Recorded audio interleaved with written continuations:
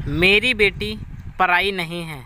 सौम्या, बेटा जरा कपड़े उतार ला ऊपर से, देख मौसम बारिश का बन रहा है।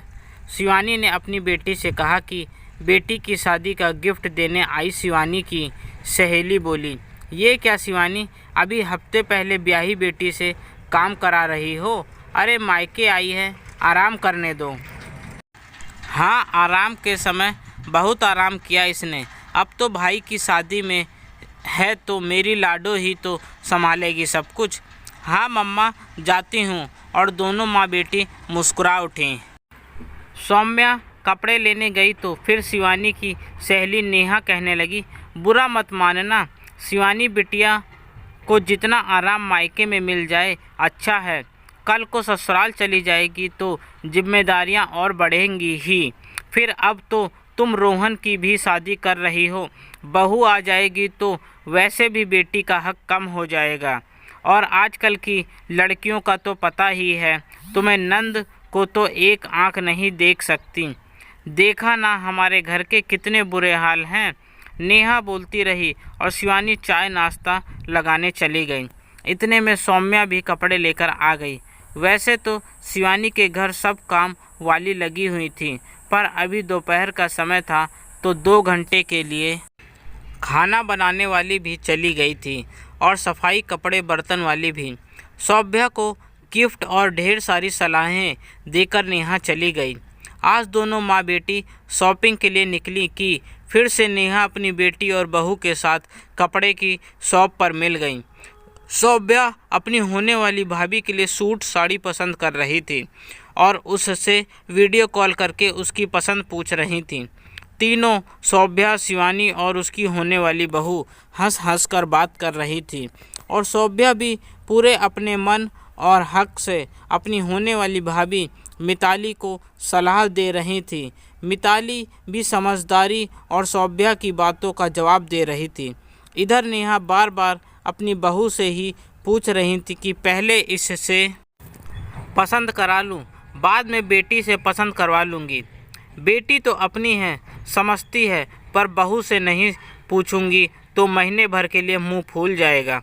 शिवानी नेहा की मनोस्थिति अच्छी तरह समझ रही थी और फिलहाल उस समय उसे कुछ ना कहकर शॉपिंग कर घर वापस आ गई।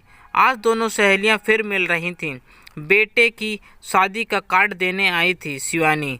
सामने नेहा की बेटी भी थी, तो बेटी और बहू दोनों को शादी के लिए आमंत्रित किया।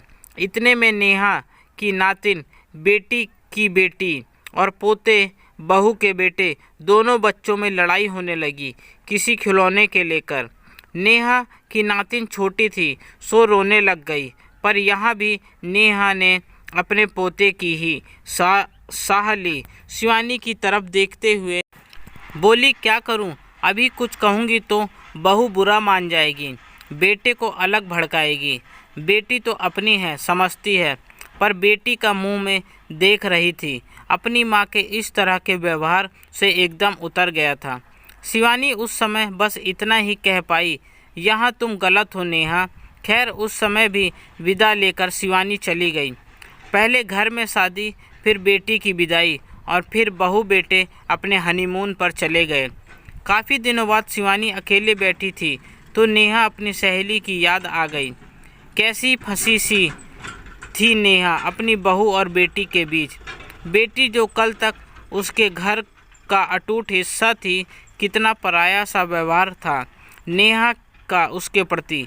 बहू जो अभी 4-5 साल पहले उसके घर का हिस्सा बनी, उसका इतना अधिकार हो गया। इसमें गलती किसकी है? गलती नेहा की परवरिश की है कि हमेशा बेटी को कहना कि बेटी तो पराया धन है। इससे उसके बेटे को भी पता था कि इस घर पर मेरा ही हक है और जानबूझकर या अनजाने में ही सही वह अपनी पत्नी को इस घर का, अपने घर की मालकिन बना देता। बेटी के विदा लेते ही उसके कमरे को गेस्ट रूम बना देना, उसकी छोटी छोटी चीज़ों को उपेक्षा करना या कहना कि आएगी इस बार तो कहूँगी ले जाएगी अपना सामान। ये छोटी छोटी लगने वाली बातें अनायास ही बहू के सामने बेटी को पराया साबित कर देती हैं। जबकि माँ पापा के लिए बेटियां कभी पराई नहीं होती, ना ही उनके मन में ऐसा कुछ होता है, पर भाई भाभी के मन में आ जाता है और धीरे धीरे वाकई में बेटी का मायके में अधिकार खत्म हो जाता है।